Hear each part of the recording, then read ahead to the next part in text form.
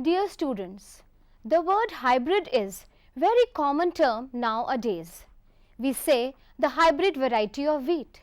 What is that? How it is raised? When the two varieties of wheat with the desirable qualities are mixed to raise one variety to have the qualities of both the wheats, that variety is known as hybrid variety. This term is very common in chemistry also, in the world of atoms also. When the atoms combine to form the bonds, their atomic orbitals also hybridize. That means intermix.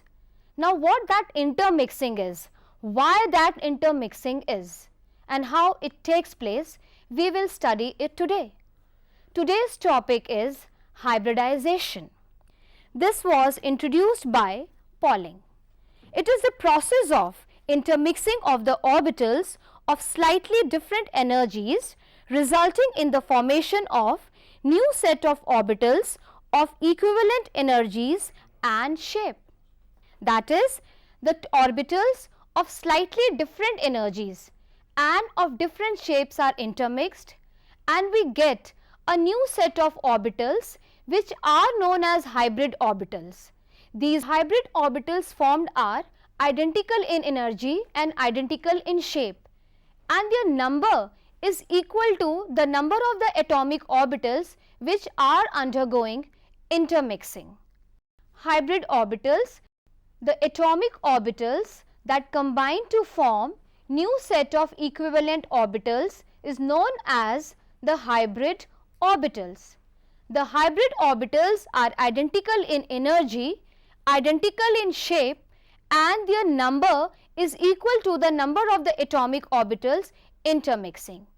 But before going into much detail of hybridization, let me tell you there are two types of bonds, sigma bond and pi bond. Sigma bond is formed by end-to-end overlapping. It is possible in three situations. When an s orbital overlaps with the s orbital, a sigma bond is formed. Or when a p orbital overlaps with the p orbital along the internuclear axis, then also a sigma bond can be formed. The third situation, when a p orbital along the internuclear axis and s orbital overlaps. You can see from here that sigma bond is formed by end-to-end overlapping. Pi bond. Pi bond is the bond which is formed by the sideways overlapping. It is possible in p and p orbital which should be parallel. This is py and this is also py and they overlap, and by overlapping the upper lobes they overlap to form the electron cloud above the nuclear axis, and the lower lobes will form the electron cloud below the internuclear axis. Here again this is pz and pz p orbitals. For the pi bond, the p orbitals should be parallel. They are oriented along the same directions. Now you can see the shape of s orbital, px orbital, py orbital and pz orbital, and all the p orbitals full. These are again p orbitals. You can very well see the three-dimensional view. The p orbitals are mutually perpendicular. This is the slide for 5d orbitals. There are 5 types of d orbitals. You can see their orientation also. Here in this slide you can see that how the sigma bond is formed and how a sigma bond electron cloud is symmetrical around the internuclear axis, shown by the dark green cloud, and in the pi bond you can see the yellow electron cloud, one cloud above the carbon atom and the other cloud below the carbon atom. This is due to the sideways overlapping. Now again you can see that how these orbitals are overlapping. This is the electron cloud and the formation of the sigma bond. Now the formation of the pi bond. You can see the blue lobes which are the p orbitals and how they will overlap, that you can see from here resulting into the formation of a pi bond. Now you can see the pi electron cloud above and below the plane. Now hybridization in ethane molecule. We know that the atomic number of carbon is 6. Its electronic configuration is 1s2, 2s2, 2p2. Now from here we can see this, that the carbon is having 2 unpaired electrons. Then how carbon is tetravalent? How it is showing 4 covalency? This is very much clear from the next stage. In the excited state, actually what happens, one 2s electron jumps from here and enter into vacant 2pz orbital. Now you can see that in the excited state there are 4 unpaired electrons, and this how the carbon shows tetravalency. But again now we can see that there is one electron which is in the s orbital and there are 3 electrons which are in the p orbital. The shape of the s orbital is different from the shape of the p orbitals, and there is also a slight difference in the energies. The study shows that all the electrons and all the bonds formed by the carbon are equivalent. Then how are they equivalent? Now the hybridization concept comes into the picture. What happens before carbon makes bond with the other atom?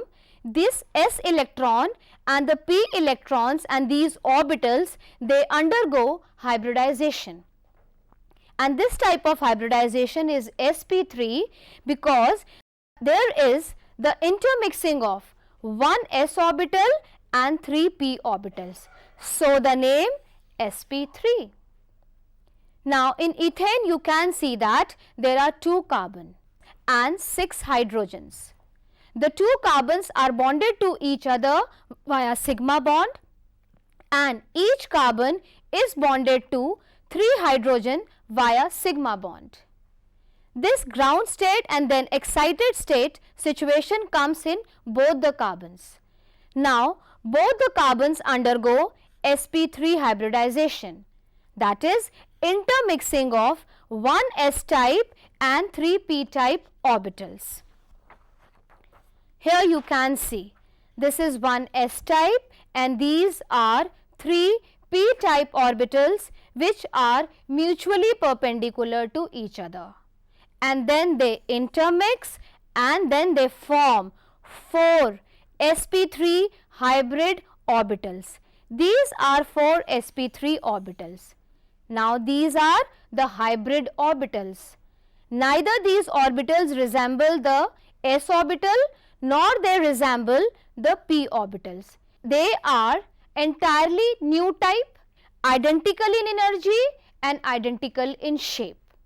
These 4 sp3 hybrid orbitals have 25% s character and 75% p character, and they orient themselves along a regular tetrahedron.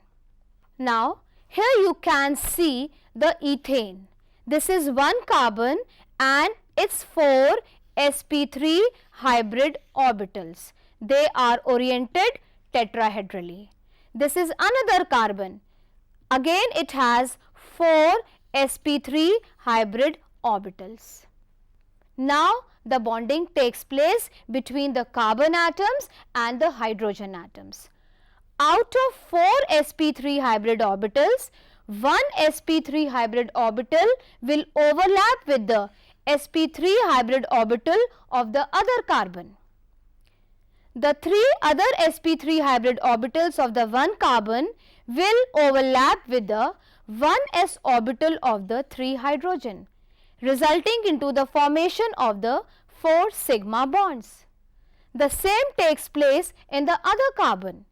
The 3 sp3 hybrid orbitals of this carbon also overlap with the 1s orbital of the 3 hydrogen, again the sigma bond. This is the shape of ethane. This is tetrahedral hybridization, and the bond angle here is 109.5 degree. Here you can see the s orbital, the 3 orbitals, they are intermixing, undergoing hybridization, and then resultant into the formation of 4 sp3 hybrid orbitals. This is the orientation of sp3 hybrid orbitals. This is the ethane molecule after intermixing of the orbitals. This is again a 3-dimensional view. Dear students, with the example of the ethane molecule, now you have understood the concept of hybridization, that how and why these atomic orbitals, which are slightly different in the energies and shapes, are intermixing to form entirely new set of orbitals which are known as hybrid orbitals. These hybrid orbitals are identical in energy and identical in shape. Thank you.